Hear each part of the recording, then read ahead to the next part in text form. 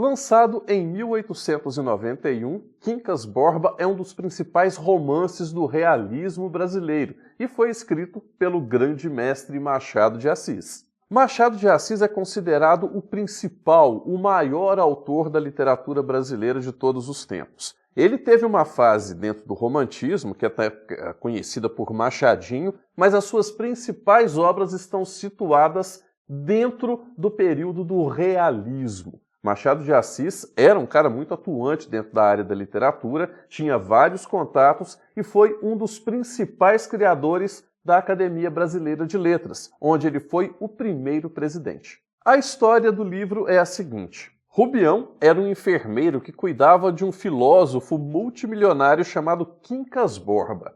Quincas Borba já havia aparecido numa obra anterior do Machado de Assis, em Memórias Póstumas de Brás Cubas. Só que o Quincas Borba, esse mesmo Quincas Borba, lá nessa outra obra, era um mendigo. E agora ele é um homem já no fim da vida e multimilionário.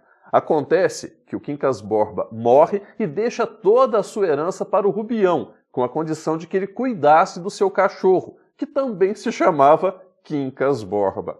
Bom, o Rubião, que morava em Barbacena, então herda essa herança e vai para o Rio de Janeiro. E no caminho ele conhece o casal Palha, que se interessa logo pela fortuna dele e passam a viver ali uma relação de interesse. O Rubião acaba se interessando pela esposa do Palha, né? E daí começa um romance, querendo uma questão de traição ali, mas na verdade Rubião começa a gastar indiscriminadamente e acaba pobre e louco. Os principais temas discutidos dentro desse enredo são as intenções secretas de vários personagens, como é o caso do casal Palha, que tenta, roubar ali um pouco da fortuna do Rubião, o adultério, já que a esposa do Palha ela é uma mulher extremamente sensual e que atrai os olhares de muitos homens ali no Rio de Janeiro, na corte do Rio de Janeiro, e também a loucura, já que esse é o caminho, é o destino do personagem central, Rubião.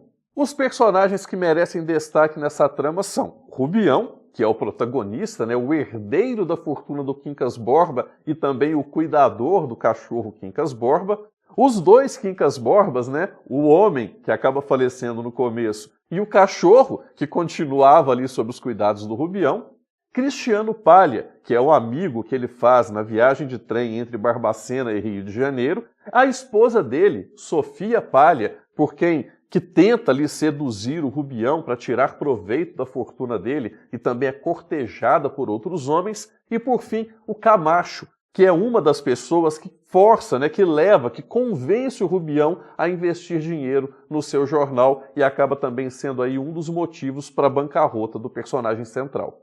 As principais características presentes em Quincas Borba são a ironia, claro, a ironia machadiana, ela é muito presente em toda a obra, é uma ironia fina, uma ironia clássica, que traz ali alguns pensamentos sobre a sociedade brasileira. A digressão, que são fugas da narrativa. Ele está falando de alguma coisa, de repente ele muda o assunto ali completamente para complementar alguma coisa do enredo. Essas rupturas com o tema são chamadas de digressões. E também muita metalinguagem, a ponto de o Machado de Assis, ou o narrador, que é o narrador em terceira pessoa desse livro, conversar com o leitor num exemplo claro, então, de metalinguagem. Mas o que é mais marcante em toda essa trama é a filosofia do humanitismo.